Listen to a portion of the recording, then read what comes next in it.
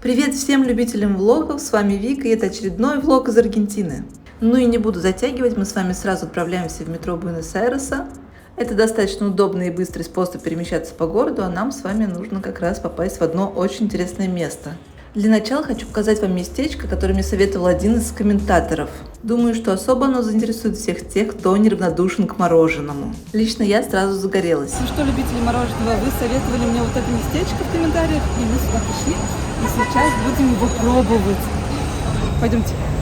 Я заранее посмотрела отзывы на Google Maps, и там говорилось о том, что здесь возможна очередь до 40 минут, если даже не больше, потому что желающих попробовать мороженое действительно много, поэтому я морально к этому была готова.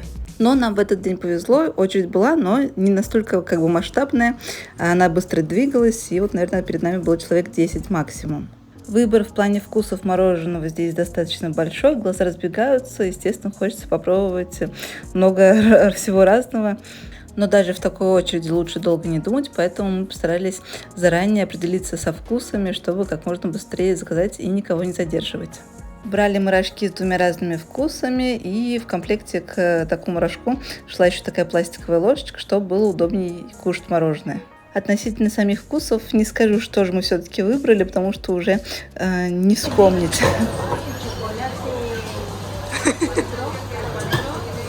Вообще похоже на топленое масло, если честно. Да. А не на банан. Только реально просто такой жирный слой масла растопили, и ты его ешь, Еще из-за жары, которая стояла на улице и в помещении, мороженое, конечно, ужасно быстро тает, поэтому нужно есть как можно скорее.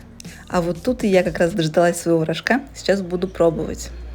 Лично мне мороженое действительно понравилось, видно, что оно из качественных ингредиентов, очень приятно естся, с удовольствием. Не могу сказать, что это вау, что-то невероятное, что-то лучшее мороженое, которое я ела в жизни, но оно было действительно вкусным. Мужа, как обычно, ничем не удивить, но я думаю, что он просто выбрал не те вкусы, которые были ему по душе. Ну и хорошо, что мы успели заказать мороженое, когда очередь была небольшой, потому что когда мы уходили, она значительно увеличилась. Ну а мы тем временем направились в еще одно очень колоритное и необычное место.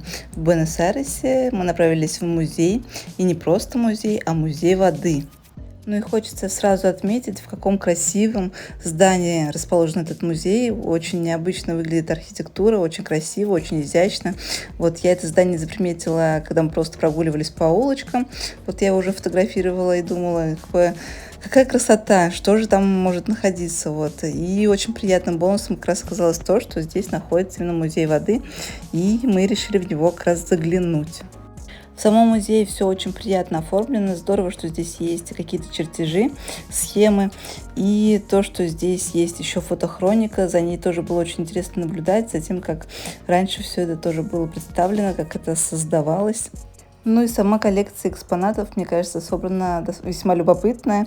Было интересно разглядывать и все эти краники, все эти смесители, старинные туалеты. В общем, все это было достаточно любопытно. Очень здорово, что был кран в разрезе, потому что я никогда не задумывалась, как именно работает этот механизм, и было очень интересно рассмотреть, как вообще все это изнутри работает, как именно поступает и прикрывается вода. В общем, очень было любопытно. Залов в музее несколько, что тоже было большим плюсом. И, кстати говоря, именно сам вход в музей оказался бесплатным, что тоже значительно удивило и было прямо-таки приятно. Сами экспонаты здесь подписаны на 2 языках, если вдруг у вас есть какие-то сложности с испанским. Также, насколько я поняла, можно заранее записаться на экскурсию, которая здесь проводится, и узнать более тщательно обо всем, что здесь представлено. Естественно, здесь интересно наблюдать не только за коллекцией, которая собрана, хотя все эти вещи, они, конечно, уникальны, и чувствуется и старина, и что у всех этих вещей есть своя история. Очень хочется ходить, все разглядывать, потому что, мне кажется, все эти вещи собраны прям таки с любовью.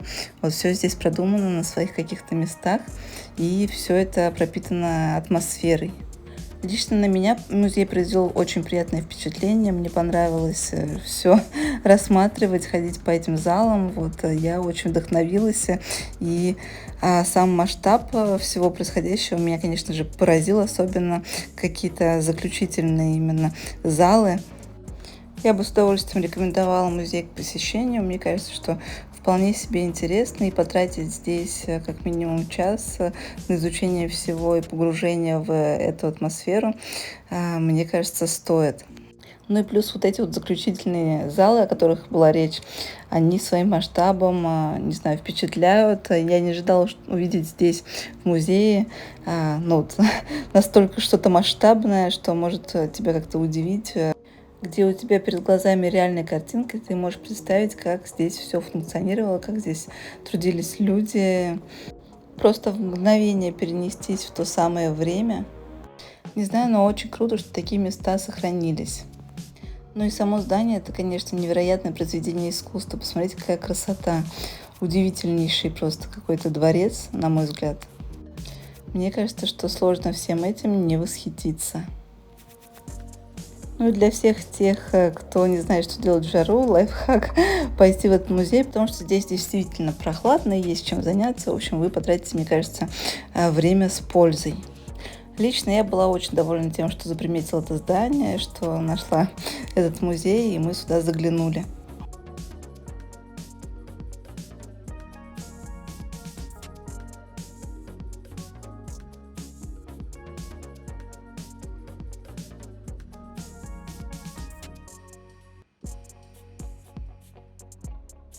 Ну а мы после посещения этого чудесного музея еще немножко прогулялись по городу.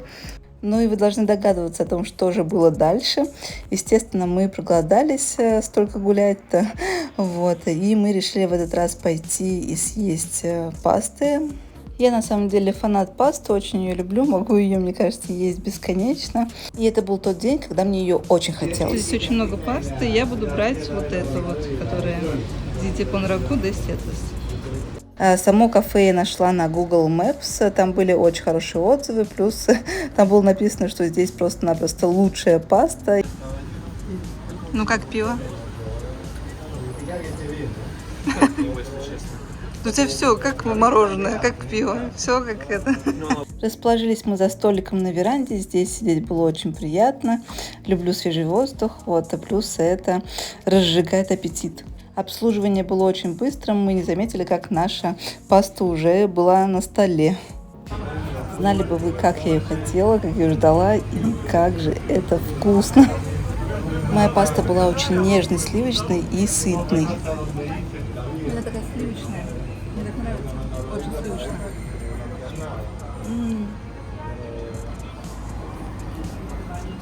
Даже просто глядя на это видео еще раз, я ужасно хочу сходить еще раз в этот ресторан и насладиться этой пастой, вот, потому что она была нереальная. Рекомендую от души, и обязательно сюда еще вернусь. У мужа была паста с креветками, у нее был очень такой яркий, насыщенный вкус.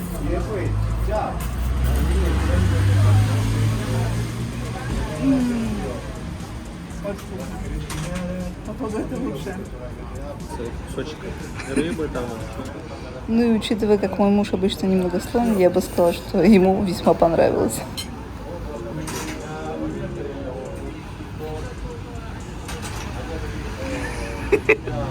Ну, есть можно. Нормально, вроде. Я бы сказала, это высшая похвала просто. Лист салата получился отлично.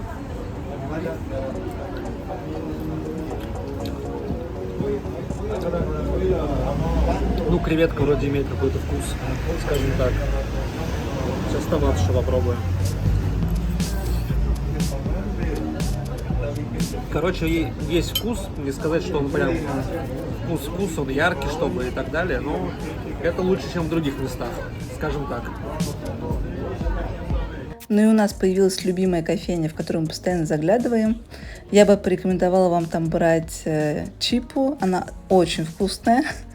Мы брали попробовать еще в других местах, но здесь все-таки самое-самое вкусное. Ну и кофе здесь легкий, приятный и пьется, в общем, с удовольствием. Очень жаль, что ребята не работают по понедельникам, потому что частенько в понедельник хочется зайти взять кофеек, но, увы. А это как раз пробую впервые чипу. Мы взяли два разных вкуса. Одна обычная, а другая идет с голубым сыром. Вот, мне больше по душе обычная, она прям вот такая сырная-сырная. А с голубым сыром она такая немножко суховатая, вот, поэтому мне больше нравится, наверное, классический вариант. Ну и где-то, я так поняла, чипы называется панда кеса, поэтому имейте в виду, это тоже вот такая вот булочка сырная. Что ж, увидимся в следующем влоге и всем пока-пока!